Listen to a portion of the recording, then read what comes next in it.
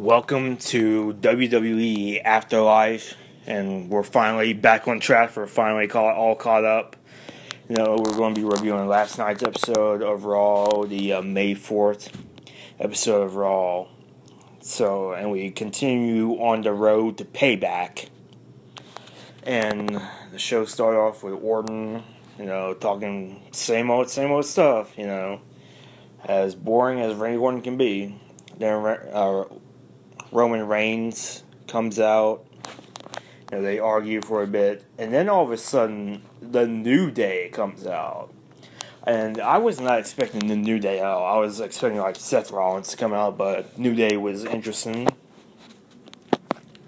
And then they did a tag match: Randy Orton and Roman Reigns versus Big E, Kofi Kingston, and Xavier Woods in a handicap match. Pretty good match, I guess. All five of them worked hard.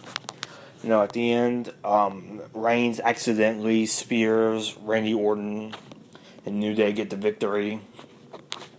And so that was a good match.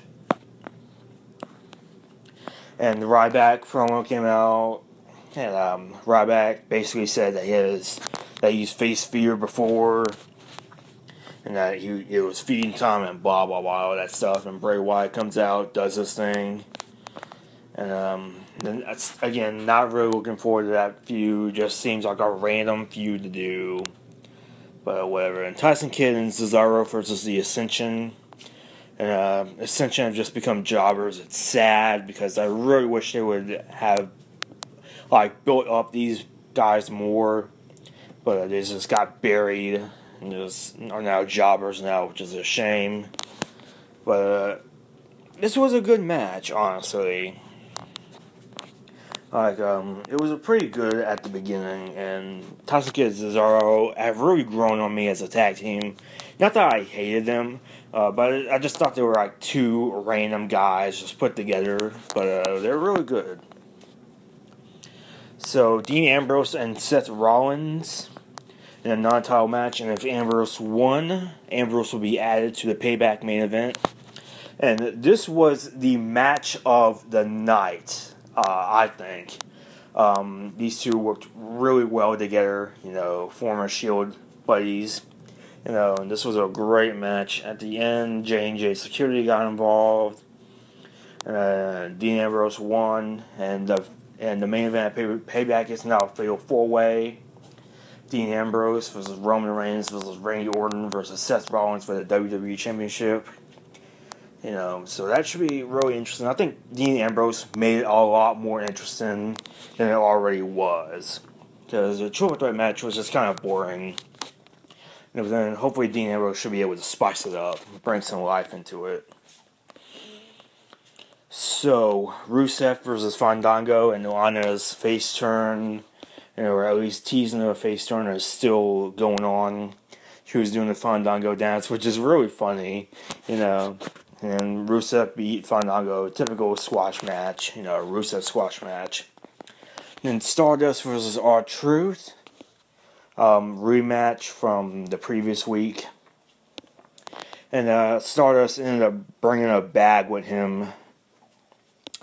And, well, it should be pointed out that the previous week, R-Truth said something to the effect of that he was scared of spiders, and that if he was the king of the ring, he would ban all spiders and stupid crap like that.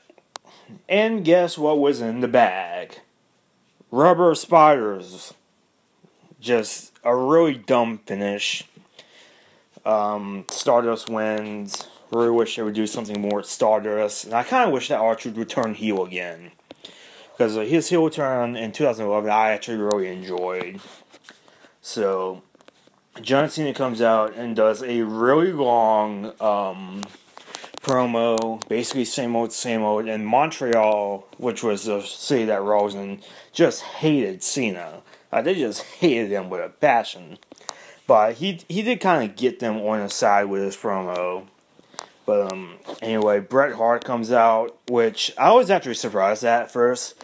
But then I realized that, we were in Montreal, and I was kind of expecting him to appear on the show one way or another anyhow. So he was here to introduce a wrestler. Heath Slater comes out, does his usual stuff that he was doing the previous week. Then Bret Hart hits him with a microphone, and then he introduces a hometown boy and NXT's arguable top star, Sami Zayn. And there were rumors all day that Sami Zayn was backstage and that he might be able to be on Raw. And when Sami Zayn's music hit, the place exploded. Like, they were hot for Sami Zayn. Like, they really wanted Sami Zayn to wrestle. And, like, Sami Zayn is actually one of my favorite NXT superstars, so I was kind of marking out myself. You know, but, so this was a really good match. You know, like, really good match. You know, like, Sami Zayn does all he does.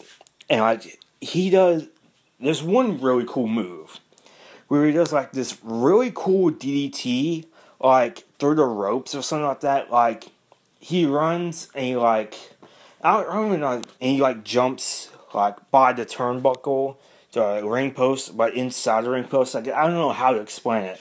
Like, he jumps, like, through the ring post, like, between the ropes, and he does this really cool tornado DDT. I'm not sure how to really describe it. You know, it's just really cool, you know, and he just does this great stuff, you know.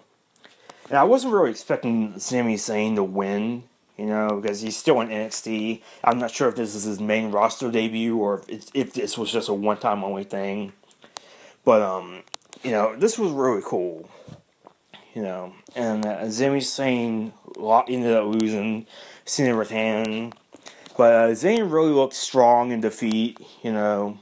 And Cena left the ring all to himself, all to Sami Zayn by himself, which was a really cool moment. Really cool debut for Sami Zayn, I guess, in WWE. I'm not sure if this was his main roster debut or if this was just for one night, since he was only in, since he's still in NXT. But, who knows? Should be interesting if he did make his debut. But it was a really cool match. Probably the second best match of the night. Then Nikki Bella versus Naomi yet again was going to happen. But then Tamina and Naomi jumped on from behind. And I guess Tamina is Naomi's new bodyguard. You know, it was sort of like AJ and Tamina from about a year ago. Which, that angle was okay at best, you know.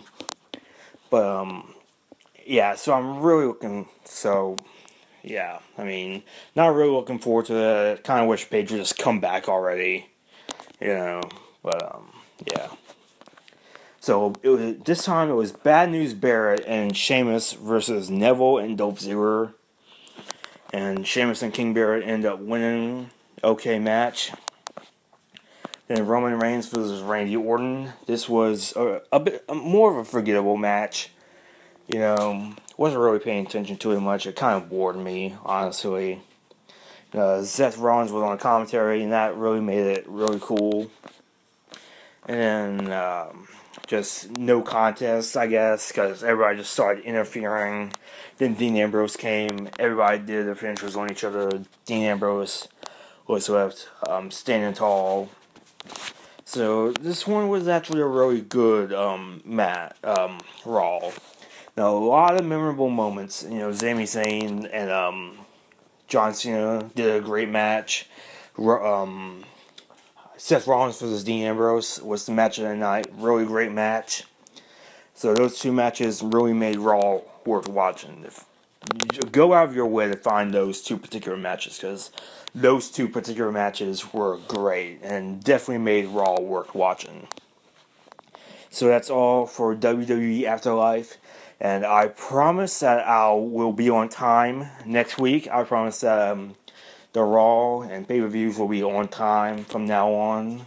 I guarantee you that. So that's all for WWE Afterlife this week, and I'll see you all next time.